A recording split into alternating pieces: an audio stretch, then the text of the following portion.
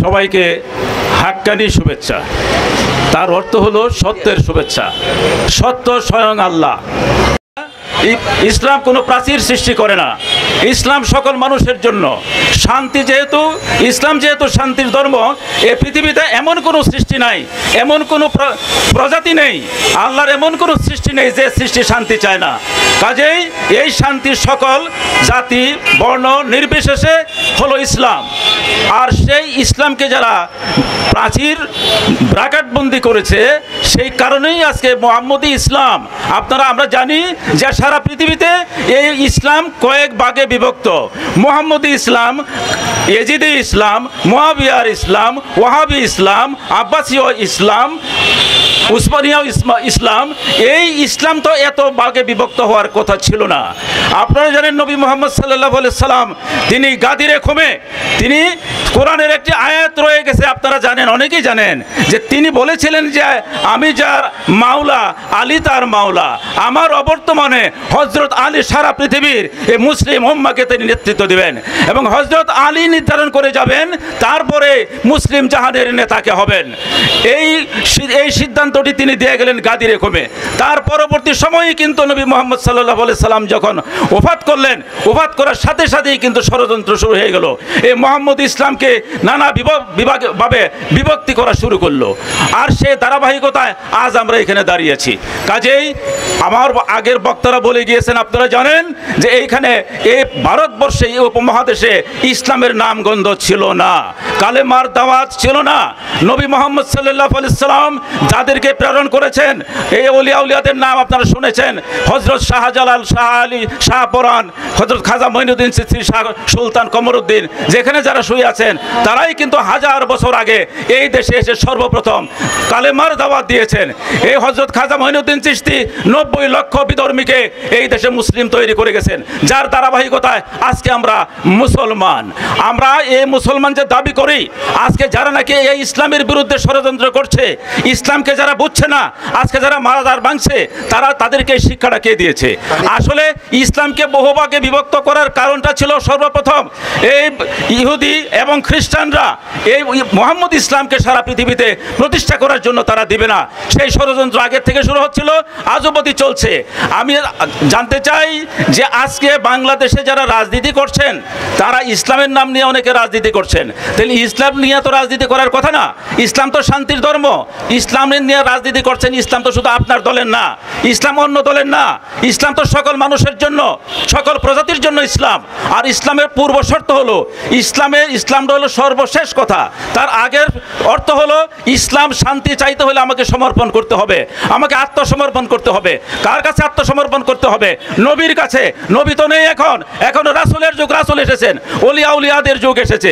এখন কোরআনে তো সুস্পষ্ট আয়াত রয়ে গেছে যে তুমি যদি নবীকে পেতে চাও, আল্লাহকে পেতে চাও, তাহলে তুমি একজন আল্লাহওয়ালার দ্বারস্থ হও, একজন আল্লাহওয়ালার কাছে তুমি তোমার নিজেকে সমর্পণ করো। তাহলে তুমি আমার পর্যন্ত তুমি আসতে পারবা, জান্নাত পর্যন্ত তুমি পৌঁছতে পারবা। আর যদি তুমি না করো, তাহলে তুমি জাহান্নামে যাবা। এটা তো কোরআনের কথা। হে সাংবাদিক ভাইরা, আমি আপনাদের কাতারে একসময় ছিলাম, আমি একটা পত্রিকার সম্পাদক ছিলাম। আজকে আমি এখানে দাঁড়িয়েছি। আমি আজকে সুফিজমকে বুঝতে শিখেছি। এই সুফিজমই কিন্তু মুহাম্মদ ইসলামের মূল ধারা।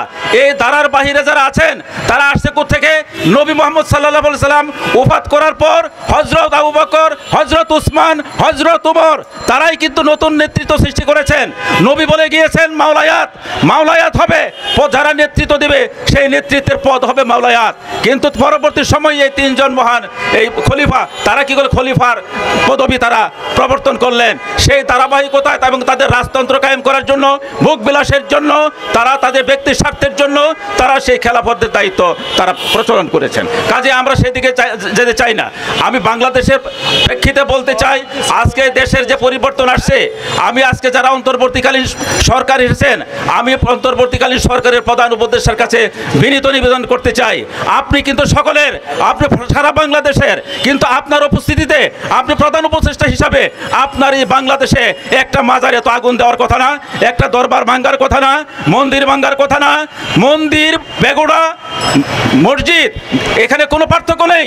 সবাই সেখানে উপাসনা করছে।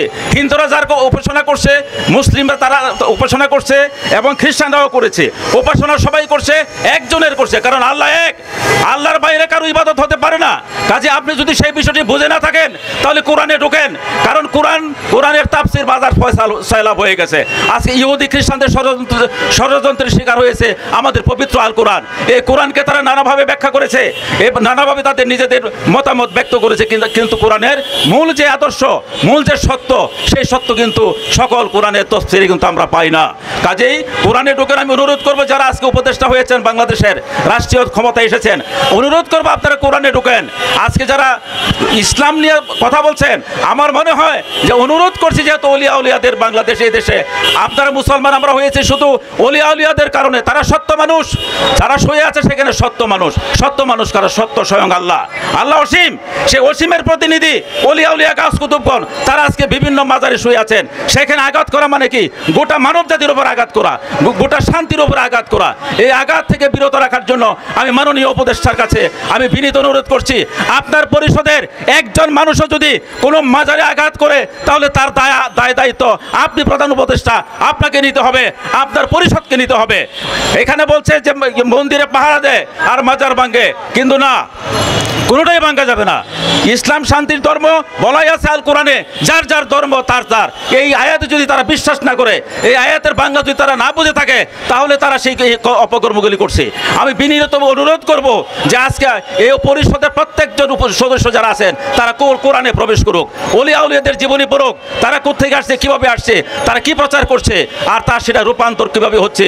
আজকে বিভ্রান্তির দিকে বাংলাদেশ, গোটা জাতি আজকে বিভ্রান্তির দিকে যাচ্ছে। কাজে আমাদের ঐক্য করে তুলতে হবে। এবং সারা দেশে আমি অনুরোধ করবো মঈনুদ্দিন সাহেবকে একটা সেন্ট্রালি একটা কমিটি করার জন্য, এবং প্রত্যেক জেলা উপজেলার জন্য একটা করে কমিটি আমরা করতে পারি। তরিকার ভাই যারা আছেন প্রকৃত অর্থে তাদেরকে নিয়ে, তা না হলে কিন্তু আমাদের অস্তিত্ব, গোটা জাতির অস্তিত্ব কিন্তু টিকে থাকবে না। মনে রাখতে হবে ওলিয়া কোনো গোমায় নেই। হ্যাঁ, শেষ করেন। ধন্যবাদ। ধন্যবাদ হাক্কানি মিশনের সম্মানিত গুরুজন শাহ সুফি আব্দুল বাতেন হাক্কানিকে। এই পর্যায়ে কেল্লা শাহ দরবারের গেসুদারাজ কেল্লা দরবারের প্রধান খাদেম শাহ সুফি নূরে আলম সাইদ চিস্তি আমাদের মধ্যে কিছু বলবেন। সবাই আমরা কটু কথা বলবো না, আমাদের ভাষা যেন সাবলীল হয়, সুন্দর হয়। আমরা সুফিবাদী মানুষ, আমাদের উগ্রবাদ আমরা নই। আমাদের কথাবার্তা খুব মাধুর্যপূর্ণ হবে, শালীনভাবে আমাদের কথাবার্তাগুলো বলবেন। আমরা কারো বিরুদ্ধে নই, আমাদের অধিকারের জন্য আমরা এখানে দাঁড়াইছি, মানবতার পক্ষে আমরা দাঁড়াইছি, ওলি আল্লাহর পক্ষে আমরা দাঁড়াইছি। একটা কথাই আছে, যেটা হলো যেটা ভাঙ্গে সেটাই গড়ে। ভাঙ্গে কি জন্য? নতুন করে গড়ানোর জন্য। তো যারা ভাঙতেছে, তারা না বুঝে ভাঙতেছে, তাদেরকে এই মেসেজটা পৌঁছিয়ে দেওয়ার জন্য যে আসলে এগুলো ভেঙ্গে কোনো লাভ নাই, তোমার সাথে আমার আকীদার দ্বন্দ্ব থাকতে পারে, আসো বসো, আমরা যদি ভুল পথে থাকি আমরা ইনশাল্লাহ তোমাদের পথে যাব। কেন আমরা যা কিছু করতেছি সকল কিছুই আল্লাহ রাসূলের উদ্দেশ্যে, পরকালের মুক্তির জন্য, দুনিয়ার মুক্তির জন্য। তাহলে আমরা কেন ভুল পথে থাকবো? আসো, আমরা শতবার বুঝতে রাজি আছি।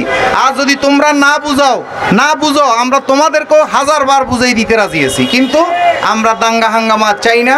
আমরা সুন্দর, যারা এখানে বক্তব্য দিবেন আবার অনুরোধ করতেছি সবাই সুন্দর সাবলীল ভাষায় আমাদের মাননীয় প্রধান উপদেষ্টার কাছে আমাদের অধিকারের জন্য, আমাদের মাজারগুলো সংরক্ষিত রাখার জন্য যেন কোনো অশৃঙ্খলতা না হয় এই দাবি রাখবেন। রহমে কর আল্লাহ রহম, এই ওলি আল্লাহর বাংলাদেশ, নবী ওলির এই ওলি